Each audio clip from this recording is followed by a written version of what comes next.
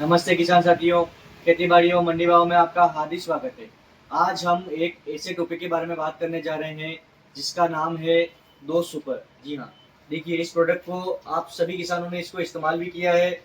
देखिए यह कौन सी कंपनी का आता है, इसका उपयोग क्या होता है, इसकी संपूर्ण जानकारी हम आपको इस वीडियो के माध्यम से बताएंगे। देखिए यूपीए कंपनी का दो सुपर, यह एक प्री इमरजेंस खरपतवार नाशक है, यानी कि प्री इमरजेंस हर्बिसाइड कहलाता है। जी हाँ, अब हम बात करते हैं कि अब प्री इमरजेंस हर्बिसाइड क्यों कहलाता है। देखिए जो अपना खरपतवार है उगने से पहले यह दवाई इसको नियंत्रित कर देती है, इसलिए इसको प्री इमरजेंस हर्बिसाइड कहते हैं। देखिए अब हम बात करते हैं कि हम इसको कौन कौन सी फसल में इसका इस्तेमाल कर सकते हैं, इसका टेक्निकल क्या है, इसकी पूरी जानकारी हम आपको इस वीडियो के माध्यम से बताएंगे। अब हम बात करते हैं कि इसके अंदर टेक्निकल क्या है। देखिए इसके अंदर जो टेक्निकल है, पेंडामेथिलिन 38.7% इसका टेक्निकल फॉर्मुलेशन है।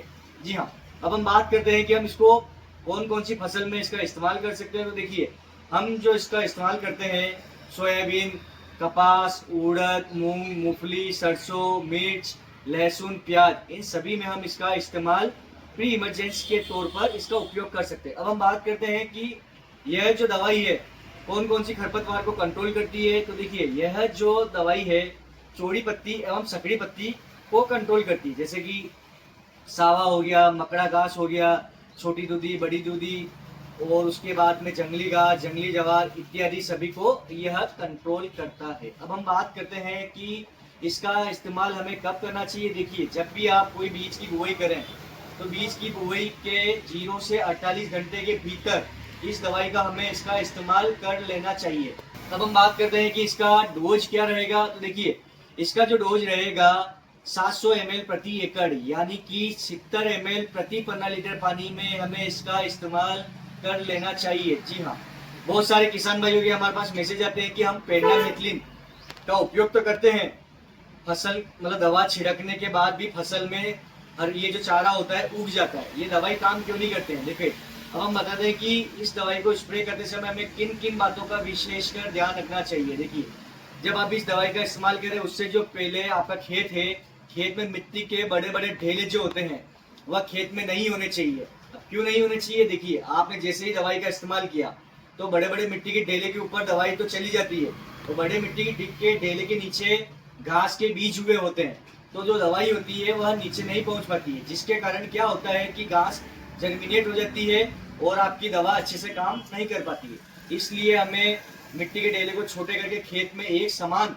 मात्रा में हमें मिट्टी को करवा के उसके बाद ही हमें इस दवाई का इस्तेमाल करना चाहिए। जी हाँ, अब हम दूसरी बात करते हैं। दूसरी सबसे महत्वपूर्ण बात, बहुत सारे किसान भाई और हम जो गलती क्या करते हैं कि हमने जैसे दवाई स्प्रे की है और हम दवाई स्प्रे करते जाते हैं और जैसे जैसे हम उसी दवाई के ऊपर हम अपने पैर रख के आगे चलते जाते हैं। यह गलती हमें बिल्कुल भी नहीं करनी है। जब भी आप इस दवाई का इस्तेमाल करें तो जैसे सपोज कीजिए आप दवाई का इस्तेमाल कर रहे हैं तो उसके ऊपर आपके पैर नहीं जाने चाहिए। दवाई का स्प्रे करते हुए आपको पीछे की तरफ आपके कदम होने चाहिए। जी हाँ, यानी कि दवाई आपने स्प्रे कर रहे हैं तो जैसे जैसे आप ऐसे ऐसे स्प्रे करते हैं तो आपको जस्ट आपकी जो कदम है पीछे की तरफ होने चाहिए। इन दोनों चीजों का विशेषकर आपको ध्यान रखना चाहिए। अब हम बात करते हैं कि ये दवाई कैसे काम करती है। तो देखिए ये दवाई क्या है कि कैप्सूल फॉर्म में आती है। जब आपने इस दवाई का इस्तेमाल कर दिया और 0 से 48 घंटे के भीतर आपने जैसे ही दवाई का इस्तेमाल किया और इस दवाई के इस्तेमाल के पश्चात जैसे मिट्टी में पानी जाएगा या ऊपर से बारिश गिरेगी तो क्या करेगा कि ये पूरी इसकी ये दवाई है, पूरी जो खेत है आपके जहाँ जहाँ दवाई गई है वहाँ पे पूरी लेयर बना देगा। यानी कि कैप्सूल फॉर्मुलेशन में होता है, जैसे ही पानी दवाई को लगता है तो कैप्सूल फॉर्मुलेशन फट जाता है, जिसके कारण एक पूरी लेयर तैयार हो जाती है। लेयर के कारण जो जितनी भी घास होती है जमीन के अंदर वो उसको उगने ही नहीं देता है। जी हाँ, इस दवाई का जो रिजल्ट है वो कितने समय तक रहता है। तो देखिए इस दवाई का जो रिजल्ट है 0 से 40 दिन तक इस दवाई का कंट्रोल रहता है। विशेषकर आपको जो हमने जानकारी दी है कि आपको जो भी दवाई का स्प्रे करना है तो आपको स्प्रे करते हुए पीछे की तरफ चलना है, और जब आप इस दवाई का इस्तेमाल कर लें तो कम से कम 4 से 5 दिन तक आपको खेत के अंदर नहीं जाना चाहिए जब तक आपकी फसल उग के बाहर ना आ जाए।